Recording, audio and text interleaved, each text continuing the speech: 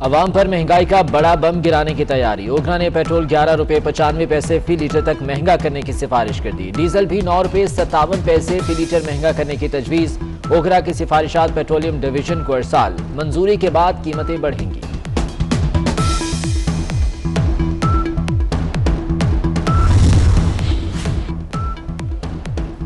महंगाई की non stop उड़ान। घी के बाद ऑयल भी 29 रुपए लीटर महंगा, 296 रुपए लीटर फरोख्त होने लगा। 5 किलो बैग 1335 से बढ़ाकर 1480 रुपए कर दिया गया।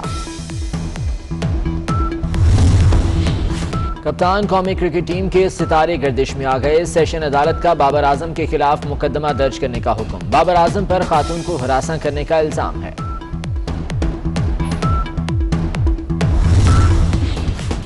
पाकिस्तान क्रिकेट बोर्ड के दो बड़े आमने सामने। चेयरमैन पीसीबी एहसान मानी और चीफ एग्जीक्यूटिव वसीम खान भी आपस में आमने सामने आ गए। वसीम खान को छोटे कामों के लिए भी चेयरमैन की इजाजत लेना मंजूर नहीं। इख्तिलाफात की वजह से ग्रास रूट क्रिकेट पर काम नहीं हो पा रहा।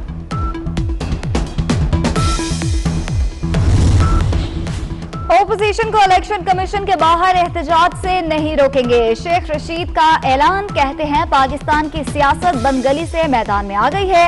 मौलाना इस्लाम की तरफ देखें, इस्लामाबाद की तरफ नहीं। फरोग नसीम बोले हर जगह एहतजाज और धरना नहीं हो सकता। सुप्रीम कोर्ट फैजाबाद धरने पर फैसला दे चुकी।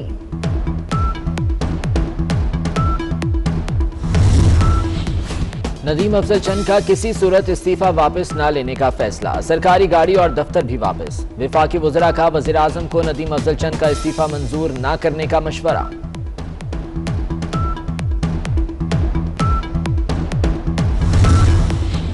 हुकूमत के लिए बड़ा धचका। इस्लामाबाद हाई कोर्ट ने चेयरमैन पीटीवी नईम बुखारी को काम से रोक दिया।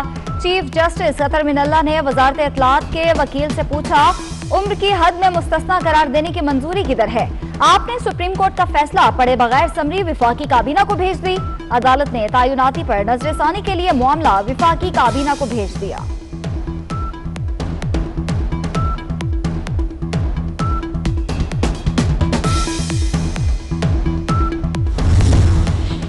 सेनेट इलेक्शन केस में इंतहाई एहतियात से काम लेना होगा। सुप्रीम कोर्ट के बाद कोई अपीलेट फोरम मौजूद नहीं। जस्टिस याहिया अफरीदी के रिमार्क्स। जस्टिस एजाजुल हसन बोले अदालत की तशरीह के सब पाबंद होंगे। अटॉर्नी जनरल ने दलाल दिए कि ओपन अदालत के लिए आर्टिकल 226 में तरमीम जरूरी है।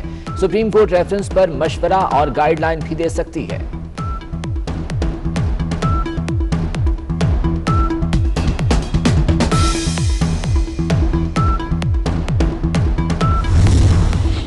इस्लामाबाद हाईकोर्ट नाअहली केस में फैसल वावदा पर बरहम। विफाकी वजीर जवाब जमा कराने से क्यों शर्मा रहे हैं? जवाब जमा कराने के लिए 8 फरवरी तक आखिरी मौका। फैसल वावदा ने झूठा बयान कैसे दिया? अमरीकी शहरियत ली तो पाकिस्तानी शहरियत सरेंडर हो जाती है। इलेक्शन कमीशन को यह मामला खुद ही देख लेना चाहिए था। जस्टिस आमिर फारूक के रिमार्क।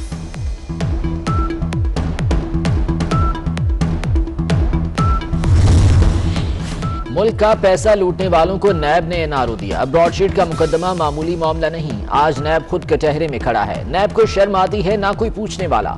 शाहिद खाकान अब्बासी के एहतसाब अदालत के बाहर मीडिया से गुफ्तगू। कहते हैं नवाज शरीफ के साथ इंसाफ होता तो आज चेयरमैन नैब कटहरे में होते।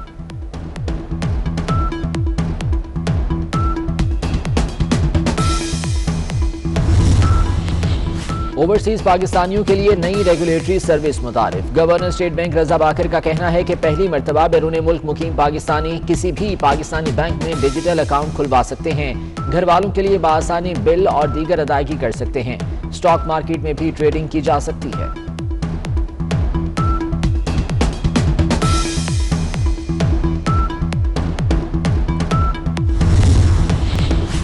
लाहौर हाईकोर्ट में तालीमी इदारे 18 जनवरी को खोलने का फैसला चैलेंज। कोरोना की दूसरी लहर ज्यादा खतरनाक है मगर कोई खास तैयारी नहीं की गई। तालीमी इदारों में एसओपीज का ख्याल नहीं रखा जाता। ऑनलाइन क्लासेस को ही जारी रखा जाए। दरख्वास्त गुजार की इस्तदा।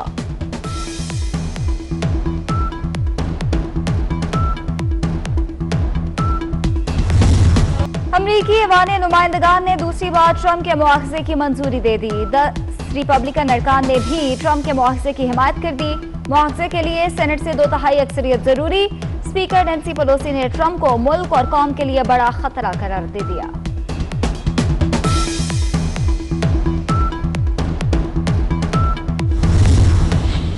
नौमुंतखब अमरीकी सदर जो बाइडन 20 जनवरी को हल्फ उठाएंगे। कैपिटल हिल के अंदर और बाहर नेशनल गार्ड्स की बड़ी तादाद तैनात। वॉशिंगटन की सड़कों पर भी एहलकार मौजूद।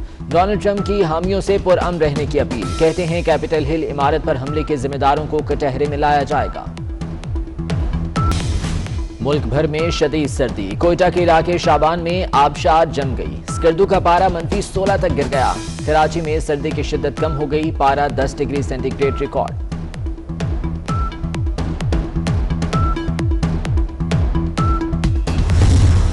पाक सरजमीन शादबाद के खालिक अबुल असर हफीज जालंधरी का 121वां यौम पैदाइश। इल्मी और अदबी खिदमात के एतराफ में हिलाल इम्तियाज और तमगा हुस्न कारकर्दगी से नवाजा गया।